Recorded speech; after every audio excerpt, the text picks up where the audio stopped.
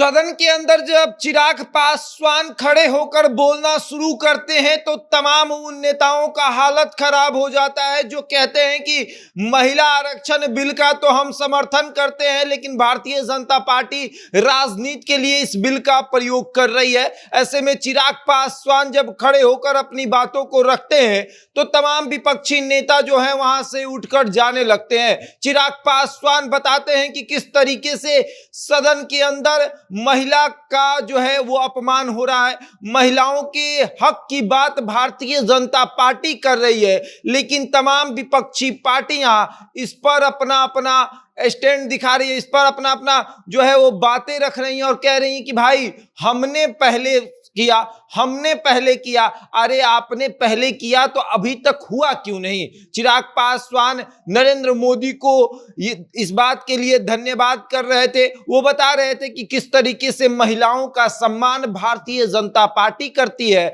और उस भारतीय जनता पार्टी के साथ चिराग पासवान है। सदन में चिराग पासवान विपक्ष के तमाम नेताओं को बुरी तरीके से धो रहे थे और इसी पर हम चर्चा करेंगे, लेकिन उसके पहले नमस्कार, मेरा नाम शशांक पांडे, आप जनता जंक्शन पर मुझे देख रहे हैं। कैमरे के पीछे विशाल खड़े हैं और अब आते हैं कि सदन के अंदर नया संसद भवन बनकर तैयार हो चुका है। नए संसद भवन में तमाम सांसद अब बैठकर बातें कर रहे हैं, चर्चा कर रहे हैं। महिला आरक्षण बिल पर चर्चा हो रही है और जब चिराग पासवान को मौका मिलता है और जब वो खड़े होते हैं तो वो बोलना शुरू करते हैं, तो वो कहते हैं कि ये तमाम विपक्ष के नेता जो हैं वो महिला आरक्षण बिल पर कह रहे हैं कि हम समर्थन करते हैं और समर्थन इस बात पर कर रहे हैं कि वो कह रहे हैं कि भारतीय जनता पार्टी और नरेंद्र मोदी अपने फायदे के लिए इस बिल को ला रही है। ऐसा बिल्कुल नहीं है। नरेंद्र मोदी जो हैं वो महिलाओं के लिए सोचते हैं, महिलाओं के हक के बारे में सोचते हैं और इसी समय बताते बताते वो ये भी कहते हैं कि नीतीश कुमार के पार्टी के नेता कह रहे हैं कि हम इस बिल का समर्थन कर रहे हैं और महिलाओं के हक की बात करते हैं। तो आखिर जब अभी समर्थन कर रहे हैं तो उस समय कहां गए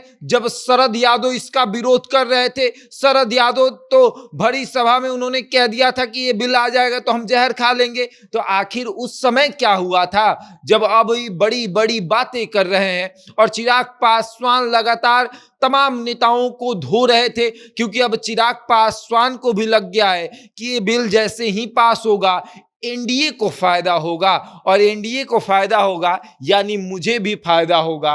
मेरी भी पार्टी एनडीए का हिस्सा है और इस बिल से मुझे भी फायदा होगा और 2024 का चुनाव हम लड़ेंगे। हम घूम घूम कर लोगों को बताएंगे कि किस तरीके से नरेंद्र मोदी ने महिलाओं के लिए काम किया है और महिला नरेंद्र मोदी के नाम पर वोट करेगी तो हमारी भी पार्टी को वोट करेगी, हमारे भी उम्मीदवार जीतेंगे और हमारे भी उम्मीदवार सदन पहुंचेंगे। और अब सबसे बड़ी बात है कि चिराग पासवान की बल्ले बल्ले हो चुकी है। चिराग पासवान जो है अब सदन में चीख चीख कर बता रहे हैं कि हम महिलाओं के हित के बारे में सोचते हैं।